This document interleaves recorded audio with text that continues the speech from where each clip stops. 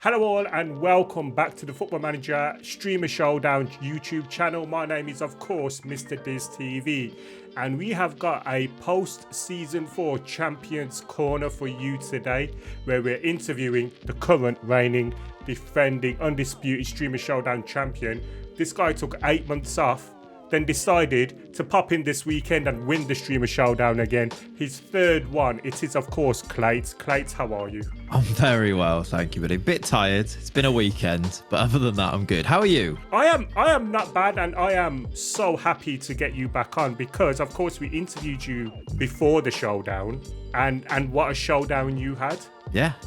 We I feel like a few of the things I said in that interview, I was like, I'm gonna be relaxed and calm. Did not come to fruition. I absolutely got way too involved, but in the end, it worked out well. But yeah, no, it's nice. It's always nice to chat to you and be here, especially in winning circumstances. So no, I really appreciate that. I really appreciate that. But let's get back. Let's get into your feelings. Firstly, how did it feel to be back in a Streamer Showdown week, the Wednesday, the Saturday and the Sunday? No, it was nice. It was good. I think there's a little brief moment during the draft, like right before we started, and we were just chatting away in the call, and I was like, well, it is nice to be back actually. Because I think there's a little bit of feelings of it's stressful, right? And I mean, you've experienced it now. You can attest to this, that it's a really high, intense weekend, really stressful. There's a lot going on, and you get yourself all caught up in the narratives, and there's all these things going on. You got, like Ben with the whole strikerless thing. There's all these things going on, and you're kind of like, I just don't want to be terrible. And then there was that little moment where we were just in the call, we're ready to start the draft, and I was like, oh, it's nice to be back actually. So yeah, no, it's really good. I'm glad that we've managed to make a bit of a comeback. I'm happy. No, and it sounded like you were having a lot of fun, especially on that draft night. There was a lot of toing and froing, a lot of fun. You picked Victor Osimhen first, which threw RDF off, and then there was a nice bit of banter between you two as well, wasn't there? Yeah, I mean, I just said to him, I was like, are you seriously shocked that I've taken Victor Osimhen here? If there was ever a player that I was going to pick first, right? That shouldn't have been a surprise, but yeah, I was like, nice to meet you. That was good though, yeah. There is the bit where you said Clayts RDF. That was your introduction, wasn't it? Oh, brilliant. But then you ease yourself in. After the draft night, how did you feel about your chances going into the Streamer Showdown weekend? Sort of about, I think in terms of the picks that I wanted, we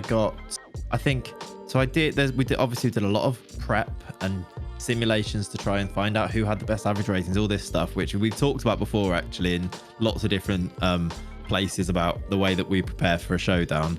And I actually made another separate spreadsheet where I had just my top 3 choices for every position, including subs, and I got one of the top 3 in every position. So in terms of the draft going well, very happy, because I actually think it ended up being stronger than I was expecting, because players like Alexander Isak was still there late on, and that front 3 got to be put together. In terms of how the draft actually went, delighted, but then there was still that feeling in the back of my head. I was like, we're going for quite a brave system here.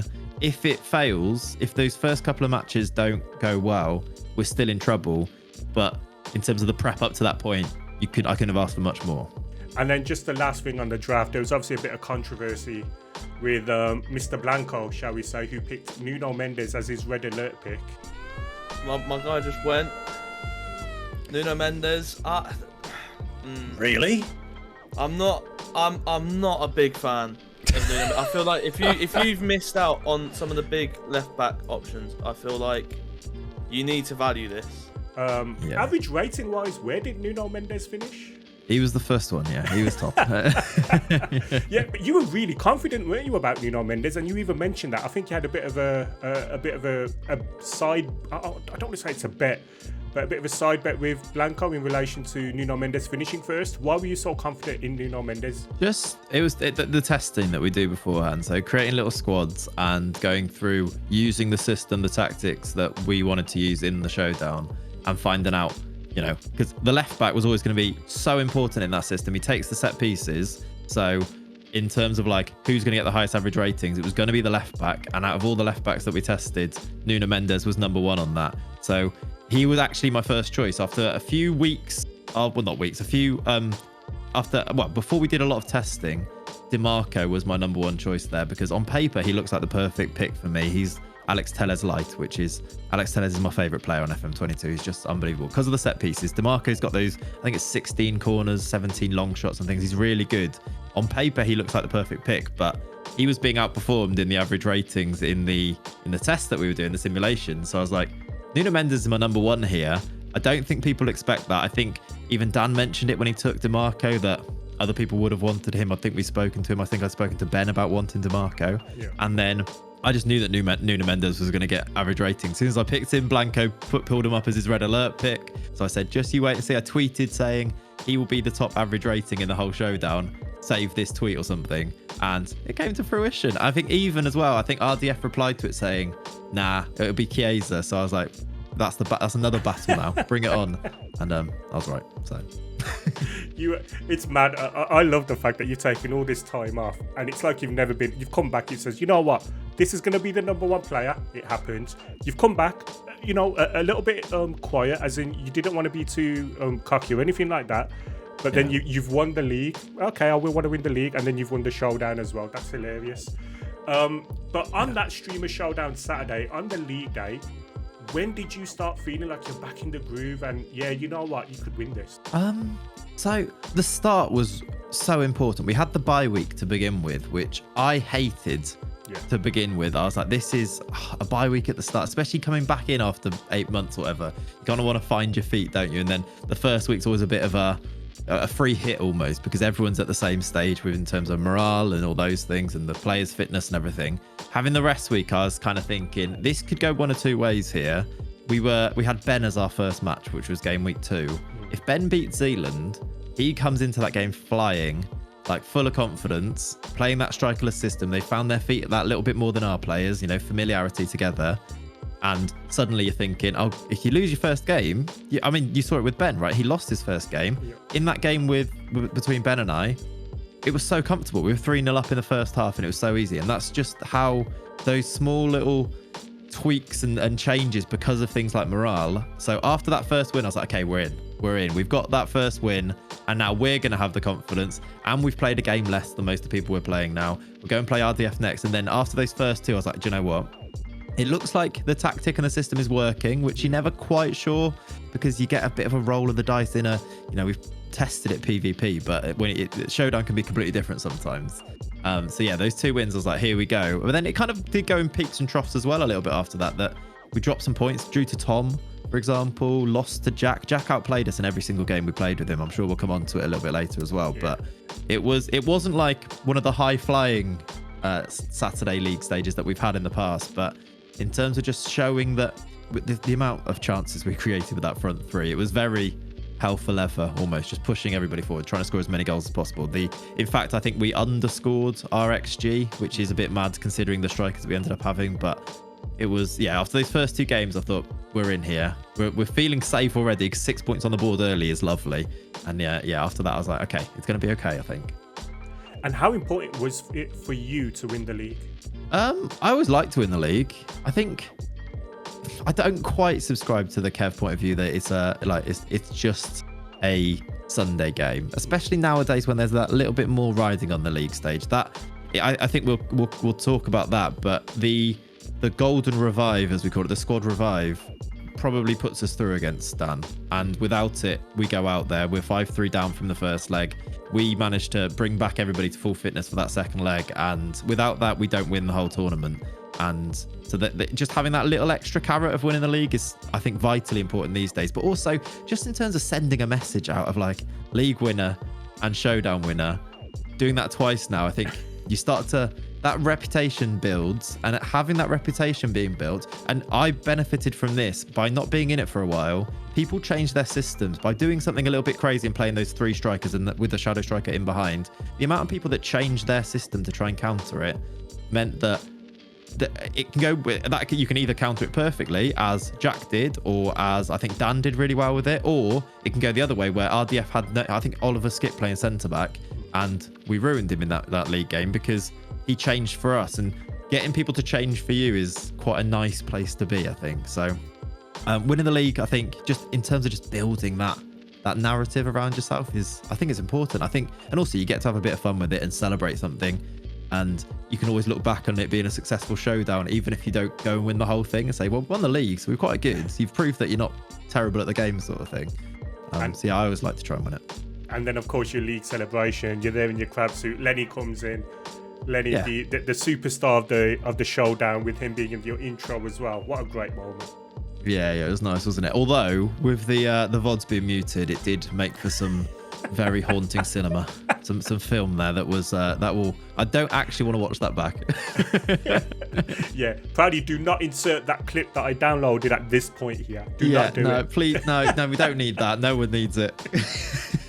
So you go into Sunday, and I was thinking about this over the weekend. I feel like the league winner has a slight disadvantage because everyone else knows who they're going to play, apart from if you finish first, 8th or 9th. But even 8th or 9th, you don't know if you know that it's going to be like Clayts. If you win your elimination playoff, it's going to be Clayts.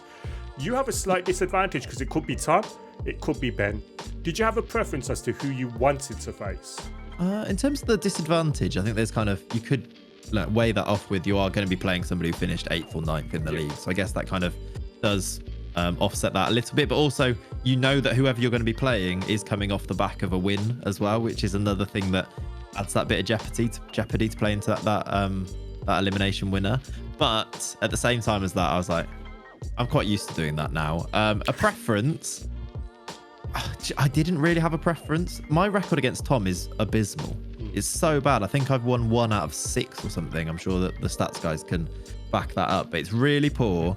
And with Ben's team and confidence, with that strikerless thing, I think there's always a chance to just come out punching. I think actually ending up playing Ben, the tie was really close. It was a really close affair, and he pushed us quite a long way. I think we took it away from him in the second leg, but only after Ben had to go for it and push players forward. And we got our first goal in the second leg was in the 60th minute, and then we got 2, including a really late one at the end. So I don't think I had a preference. I was kind of just seeing, because Tom, it just seems like a banana skin with that side he's got. Yeah. Also, we drew with him in the league stage, and when he changed to a strikerless in the second half of the league stage game, he was the better team. I came out of that thinking, could have got a draw there, because I think we had 39 shots, but I was happy with the draw. That, I think, just sums up the story of that one. And Ben, I knew it was going to be difficult, so I was just, we'll take what we get and hopefully get through, which we did. So then, you beat Ben, and then you play Viking Dan in what has been described, rightfully so, as probably one of, if not the best ever knockout tie in Streamer Showdown history.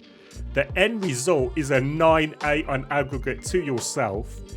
You both pushed each other to the absolute maximum. Describe that whole semi-final to me, please. I honestly don't even know where to start. I've had some intense showdown games, but that was another level. I was like, I almost needed to go and open a window to cool down afterwards. My heart rate was out of control. It was so intense. There was so many twists and turns as well, because he was kind of, I don't know, living on the seat of his pants. Like, well, I don't know what the saying is there, but absolutely, he had 5 shots on goal in the first leg and scored 5 goals. So it was intense in that first leg. I don't think we were playing badly, but Dan was tactically so astute in it. He was one of those that set up specifically for us, but actually the changes that he did make worked, and he got the best out of his team, which he's shown that he can do in showdowns. He's very on it in terms of that. It was a lot of back and forth between, he does this, we do this. I've got my 3 systems that I was kind of rotating through, trying to get the most out of the team. In the end, it did just seem like attack was the best form of defense for a while. Then he kept scoring with every attack, even though we were dominating. I think we massively out XG'd him, which is now a saying that you say. But I think we went to a 4-3-3 in that first leg, and just a little bit more solidity managed to keep us just within touching distance. I took the goalkeeper off after 43 minutes in that first leg because he was made of smoke, and then brought on a sub keeper who cost, I think, like 1 million in the draft, and he got an 8 rating in that first leg. So there was so many storylines in it. We were 5-3 down, just managed to cling to any kind of semblance of being in the tie, and then we got that wipe, or that squad revive after that, where we could give everyone their full fitness. And I just thought, we're gonna have to go for this. Went back to the 3 strikers up front. I think I can't remember if we started in Bolo in that one or swapped him, but sort of using the full squad there. And it was even, I think Dan maybe took the lead in that game, or we were still chasing it well into the second half, and then made a few tweaks where I pushed the wing backs up and it seemed to just explode into life. You know, when you just get that feeling and you just get highlight after highlight after highlight. I was like, do you know what? We might still be in this, because I think I'd said to my chat at one point, I referenced our interview actually. I said to Diz, just, you know what? A nice league stage, a semi-final, I'm happy. A nice, easy, comfortable return. And my chat were like, yeah, to be fair, that was good. You did say that. Yeah, fine. And then we scored, I think it was the Coop Miners free kick. And suddenly we were within 2. I was like, scrap that. We're going through. We're going for this. Everyone believe. And Bree leave. And Imbolo came on and we scored a couple. And I think we went into the lead then, didn't we? It was something like 7-6 or 8-7 or whatever it was. And then Dan went up the other end and scored with Haaland. It was like, okay, we're not actually doing this. And then another sub, I think it's Donyal Malen, wasn't it, that scored the winner? Yeah. Goal fulliest tie in history, maybe? Oh my god.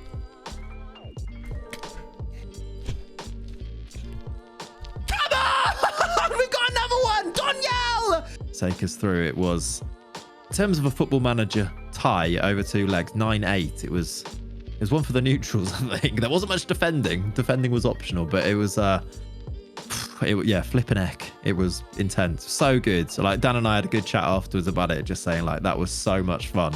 A lot of mutual respect, I think, but after that he smashed it. Like in terms of, like, I think the system that we had and the players that we had were the best, and I think that's kind of been proven, but he almost, you could make an argument that he deserved to go through. And I think if he does go through, he makes a much better fist to that final. I think he beats Jack quite comfortably. Although Jack was sensational himself, but I think actually Dan's team, I think, was probably better equipped to go and beat Jack than ours was. And we took every single piece of luck as we went through to the final. But I guess we'll talk about that in a second. Yeah, that semi-final, insane. 100%, and that is the word I'd use to describe it. It's funny because you making that substitution with the goalkeeper. He's not enjoying himself here. He was identified as the potential weak link, and in fact, he's just hooked him. He has subbed the keeper. Wow. That is wild. I don't think we've ever seen that. Often it's argued between the competitors, you know, do you pick one goalkeeper, do you pick 2? Stinger said that this might actually answer that debate once and for all, because if you had your starting goalkeeper, you probably wouldn't have made it through to the final. Yeah, but making that change as well, and also you as well, having the guts to make that change as well. And I think as soon as you made that change, you made 2 saves straight away. Because he did. Stinger from the corner. Yeah. Stinger referenced it. He was like, I don't know what his name is, but yeah, he's made 2 saves. Oh my god, it's amazing. Breaks the left back, crosses to Haaland. What a save from the new man. The new man in goal has saved a shot for Clayts. It's a new day. It's a new day. I'm not even sure who the keeper is. And he saved another one. Give him man of the match. But yeah. Real brave management, great feeling, great game. I'm speaking to Dan later on today, so it would be great to get his perspective on it as well. And then you're through to the final, and the final didn't go your way, did it? Nah, you just don't turn up sometimes. I think Jack, credit to him, his system nullified us massively. That I was in a kind of, like, before the game, I was like, I think we have to go for this here, but also knowing that we're going to quite quickly switch. So going into that first leg, we had the away leg first of all. Going back to that league game, we lost to Jack in the league, and he deserved it. I was thinking, we're going to give this one highlight, and one highlight here, and if it goes Jack's way, and I can see straight away that he's like cutting through, because he had those 3 attacking midfielders, 1 pushed wide in Jesus, and then the 2 in the offset in the middle. I was like, that's perfect against us because we don't have a midfield. If that looks like that is taking control of the game, then we're going to have to switch here. But also, because he's got all those players there, we've also got a load of players forward. So it can kind of go both ways in my head. I was like, if we're overrunning him, fantastic. If he's overrunning us, we're going to need to change. First highlight went his way. I was like, kind of like, I didn't want to do too much of a snap decision and change it. Another highlight started. I think he scored then. I was like, right, we need to change this. I think we went to the 4-2-3-1 and it was a bit better, but also even in between that, we were creating chances. It was just one of those, I didn't want to go for it too much in the first leg and be cut adrift, which could have happened, I think. So in the end, it looks like it was the right decision, but it was really on a knife edge. He was really good. I think we did a master stroke. I don't know how it managed to happen, or a miracle even, that we managed to get a 3-3 in that first leg. He should have won it. I think he had offside goals and missed chances. But then at 3-3, going back to our home leg, I thought, right, this is it. We can't have put ourselves in much better of a position to go and win a showdown now. We've got the home leg. We're level on goals. We've got our perfectly fit squad because, I mean, I used a revive on Phil Foden, even though he's absolutely fine. I was like, let's just give him a little bit of extra fitness because we had one to use. He'd lost Theo Hernandez because he was suspended. Like, I actually don't think the appeal was the reason there. I think he would have got the extra 2 anyway, by the way. So I think he's getting a little bit harshly done by people watching that. I think he would have got the extra 2 matches, but maybe not, maybe. And yeah, so like we're in a perfect position, and then we go and play that second leg, and we're getting destroyed again. Like, Jack's the better team and deserved to win on the night. I think over the course of the whole showdown, I think we showed enough to show that we maybe were, worthy winners. But in that final specifically, Jack was so unlucky because he was the better team, outplayed us. He had offside goals. I think if he could stay onside, some of those players, Tammy Abraham especially, then that's 4 or 5-1 before anything else has happened. Like, we were clinging for dear life. I think Victor Osman got the equaliser, didn't he? We were just clinging for dear life. And that was in the first leg. Yeah, the second leg it was Mbolo in the 91st minute. This has to be the moment. It's Brill Mbolo. Brill scores. Is he on? Is he on? He's on! Brill Mbolo! Yeah, it was. Yeah, so it was 1-0 to him, and we were just like trying to do anything to get back into it. Just also trying to just stay in the game for a while. I think we went to the 4-3-3 in the first half of that second leg, and I was just like, just get to halftime. And it was that much of just clinging on, and that was our home leg. And then second half, we're like, right, now we start to ramp it up. We did push those fullbacks, those wing backs up in the striker full system with all the strikers. Those wing backs being pushed up did make a difference. We started to get highlights. We were leaving ourselves open at the back, but at least we were getting highlights. And then eventually I made them complete wing backs, pushed everybody forward as much as I could, made Jude Bellingham a central mid on attack.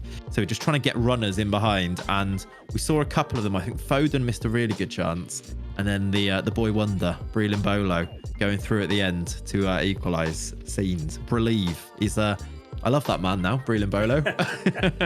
It was, so harsh on Jack. And I do feel dreadful that it was a horrible way to lose. I would have been heartbroken. But I think in terms of the changes we made, we just made stuff happen. I think in those situations, you just have to make stuff happen. I think he's right on the cusp of offside as well. Some of it looks like it might be offside. I imagine it's onside in like 2D, but yeah, he came up clutch again, Brill. And then it's penalties. And I put him on the 5th one because I was like, he needs to be the hero here after what he did against Dan in the semis. And then he's got that late goal. I was like, it's written, isn't it? Yeah. And sometimes you just have to lean into the narrative, and then he scores the 5th one. Yes! Believe! Yes! Yes! Clayts, GG. Oh, GG's, mate. Over to you. That was unbelievable. Yeah, we did it. It's mad because like from the league stage, there's a highlight where Jack says, I think we've learned that Joe Linton can't play box to box. And close to the end, he puts on Joe Linton as a box-to-box midfielder, and like pretty soon after, you score the equaliser in the 91st minute. Yeah, and do you know where it came from? Did you notice? It was Joe Linton doing a back heel in midfield. Yeah, that's what it was. Losing the ball. Yeah. That was one of those things where it's like, you're damned if you do and damned if you don't. Like, he went to time wasting, I think, on 88 minutes, and it's one of those things that if he sees that game out, going to time wasting is the perfect decision. Nobody says anything. Because he then starts playing it around, and there's 2 of them, I think. It's not Joel Linton. There's 2 of them on like right on the touchline, just passing between them, back and forth. They give it to Joel Linton, who does a back heel straight to us, I think, or he does a back heel, and then we nick the ball after that. And then suddenly you start saying things like, shouldn't have gone to time wasting. Should have just kept going. Don't ever try and shut it down. You know how like these FM things that we say, and yeah, it comes from there. But hindsight's a wonderful thing in those times. Like there's plenty of times during the league stage where we went to time wasting. I think we did it against Dan towards the end of that semi-final. So it's a bit unlucky, but also maybe don't bring on Joel Linton. Maybe don't draft Joel Linton for meme reasons. But sometimes it's difficult to resist those memes, isn't it? I was going to say, sometimes you lean into the memes, don't you? Absolutely, yeah. Absolutely. So here we are. You've got your hat trick. You are now the second most successful Football Manager Streamer Showdown contestant ever. Obviously, you and Zealand were tied for a while. Where do you go from here? Because the Clayts era is still alive and well, and there's a guy called Kevy7times who Yeah, he's dodging me again. Yeah, he's dodging you. So what is it? 4 to go? Yeah. Yeah. So that's where we go, isn't it? Four more wins. Next 4, I reckon. Next Easy. 4, wow. Well, will it be in the next one? That's the question, because he seems to take time off conveniently when you're. He does, yeah. He does, yeah. We'll see, won't we? Maybe I'll give him a little message. Well, I love the fact that you tweeted out Clayts era with the 3. Yeah. I've been waiting, saving that one. Someone said that on Saturday. I was like, that's the tweet. If you don't notice, when I sent you the questions, I also did you win again, Clayts era, and I did the 3 Yeah, as well. I saw that. Yeah, I liked it. Well, Clayts, it's great to have you back. The Streamer Showdown is always improved for your presence. Win, lose, or draw. The fact that you win is amazing. Your performances are always amazing. You're always great entertainment. And thank you for agreeing to do this. Nah, you're welcome. Thank you for having me. Everyone, subscribe. There you go. I've done it for you, Diz. Yeah, that's what I was going to do. So listen I know. Clayts. Listen to our champion. Our champion has spoken. Subscribe to the channel, like this video. And yeah, I will see you on the next one. And I will see Clayts hopefully in season 5. Take care. See you later.